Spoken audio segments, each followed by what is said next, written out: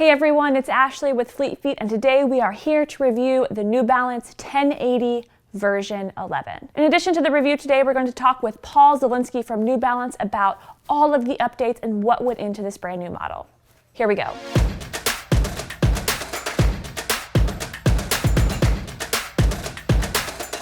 Here's Paul from our Zoom chat introducing himself now. I'm really happy to be here. I'm part of the New Balance product team that works on performance running. Okay, so before we go in depth into the review of the 11, let's take a step back, way back to version 9, which if you have any history with the 1080, you know is very different from version 10 and 11. As someone who has always included the 1080 into my rotation, I just had to know why. Why such a huge update from version 9 to where we are today with 11? So how does New Balance view the shoe overall, and what was in their mind when they went to the drawing board to update this model? We knew first and foremost that we wanted to provide just an unbelievable fresh foam running experience, and that the 1080 series is really the best vehicle for us to be able to do that. I almost call it the most fresh foam of the fresh foam shoes that we have in the line. It's really the statement maker. And when we decided as a team and as an organization that we wanted the 1080 to be our statement and be our signature running experience, it was an easy decision to be able to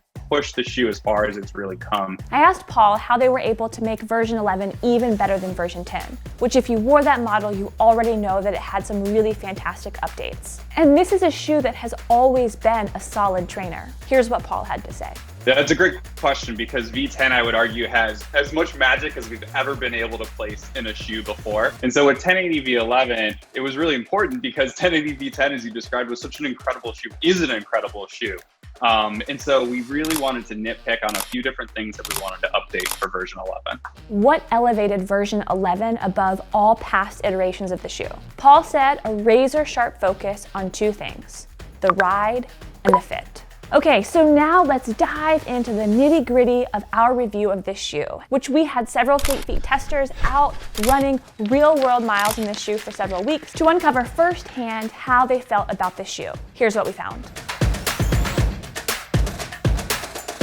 Overall, we think that the plush feel, a smooth ride, and a sock-like fit make the New Balance 1080 version 11 one of the best running shoes on the market today. It boasts a unique upper with different zones of stretch and structure. In fact, it's one of the stretchier uppers of running shoes on the market today, which makes it feel like it has plenty of volume to accommodate lots of foot shapes, while also creating a snug, booty-like fit that doesn't hinder your foot's movement. One of our reviewers with a high arch and instep said that he had plenty of height through the midfoot to make the shoe comfortable for longer runs. He also called out how the stretchiness of the upper enhanced the entire fit. And here's what he said. It's so comfortable and stretchy that it feels like it really hugs my foot without feeling tight or constricting. The upper is also seamlessly knitted with targeted structured zones throughout. We found that the structured parts have a tighter weave that creates a more structured feeling when you need it most. The Ultra heel design incorporates an internal heel counter with a soft, stretchy heel collar that molds to your foot. One of our reviewers commented about how dirt and debris used to fall into older versions of the 1080, but with version 11, they didn't experience this. And specifically, here's what they said.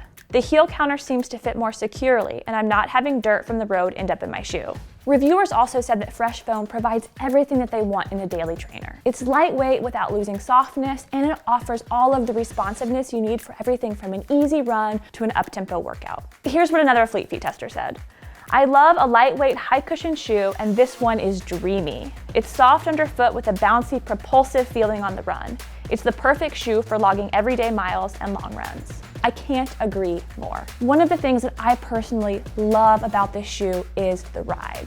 It not only feels bouncy, but it feels alive. I really feel like each step offers an energizing experience. I know on days when I'm not that psyched to get out the door, if it's raining or it's cold or I'm just tired, if I put on this version of the 1080, I instantly feel better. It offers a fresh foam experience unlike any other from the New Balance line. And remember, I have a long history with this shoe, so that's saying something. Something else really important to call out about this shoe is the grippy outsole.